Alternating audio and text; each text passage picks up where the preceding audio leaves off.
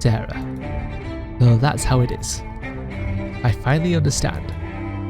You don't seem to quite grasp. This entire series of events have been truly bizarre.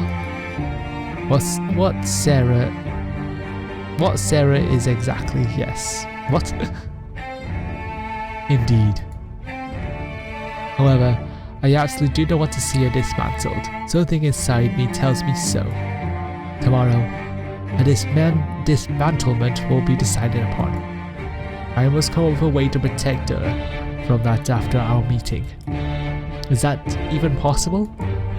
Isn't the board of directors or something going to determine that by a majority vote?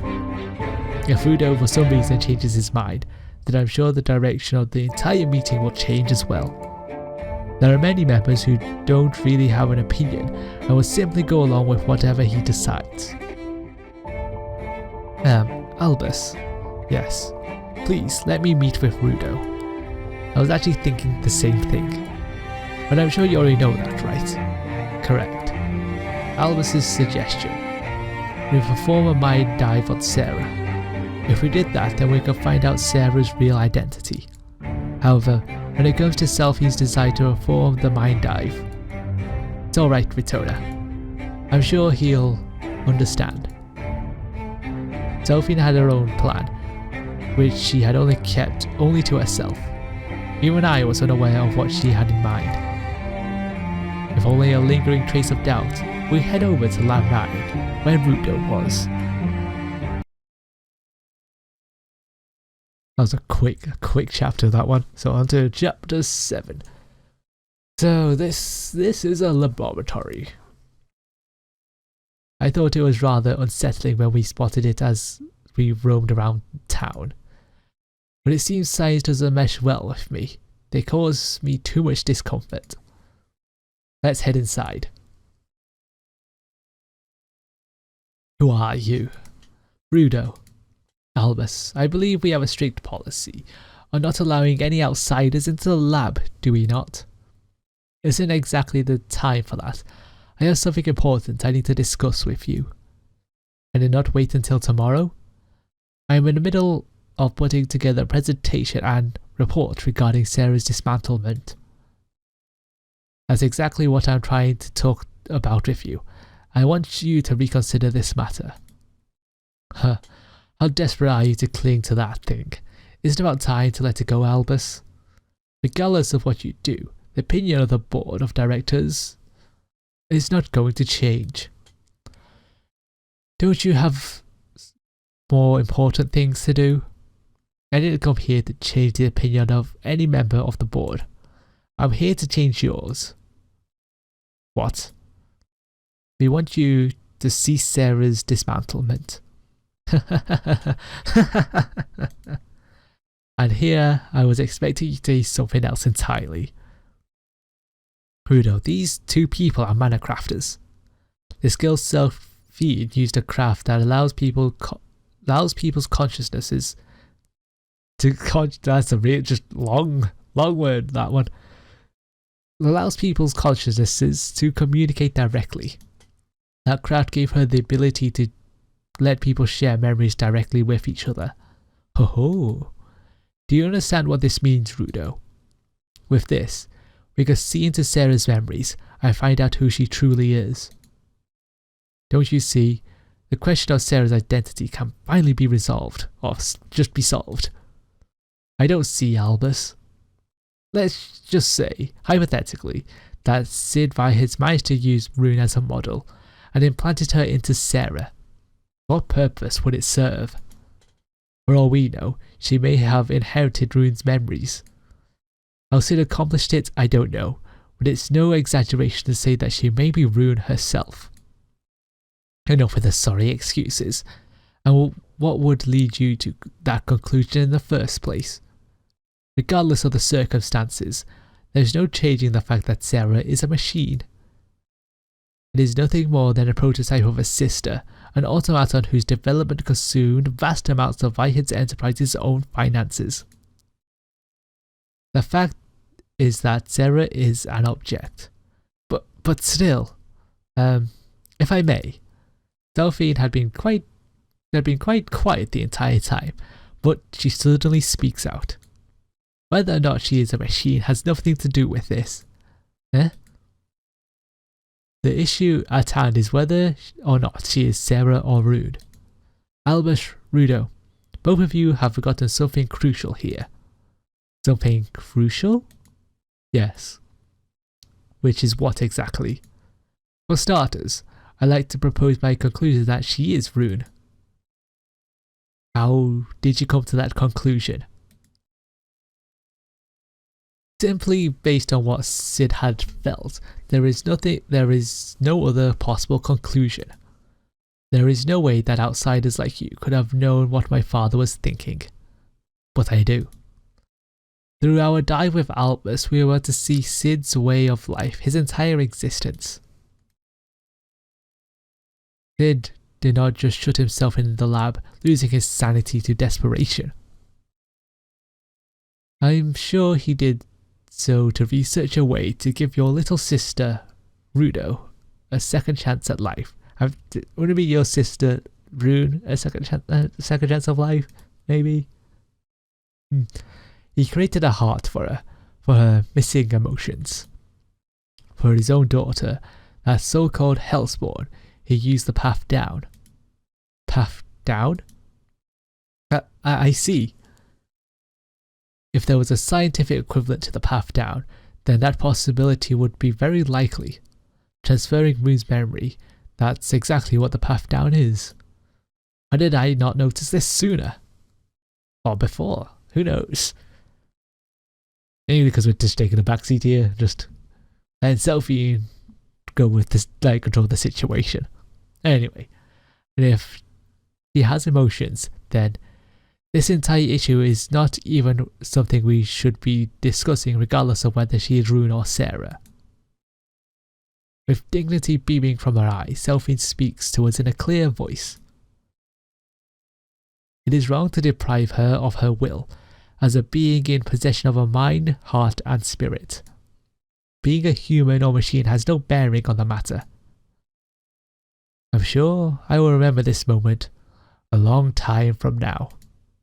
The moment when this sense of justice was able to penetrate regardless of any country's borders. Nonsense. Rudo, perhaps you've realised it. That Cid created Sarah to give Rune the emotions that she never had. Absolute nonsense. If so, then this may be the great precedent that could affect just what our definition of a human is. And if that is the case, then this is no longer a problem confined to just us. Whitehead's Enterprises has the right, no, the duty to confront this ethical issue straight on. Enough nonsense from you. Sarah does not have a heart. Fine, let's just pretend that were true. Even then, Sarah is able to completely cut off its emotions off whenever it's ordered to do something. You can't say anything has a heart when it can just turn its emotions on and off as simply as flipping a switch. Lads, none of you understand the kind of being my sister was, what was lurking behind a smile, a senseless, meaningless act of evil. If Sarah has inherited Rune's memories and personality, then there couldn't be anything more dangerous. Still, if Cid's successfully and artificially creating emotions using mana, then enough of this foolish speculation. Why don't you use those theories of yours to write a novel or something? Now, if you'll all excuse me, I have more pressing matters to attend to.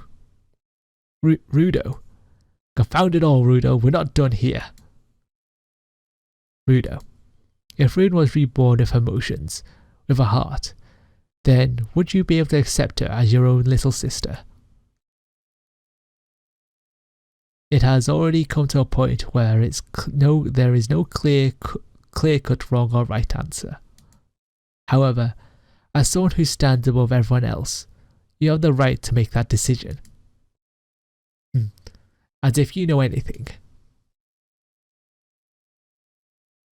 Is this all? all that we could have done. What the fuck? The sun, it's rising.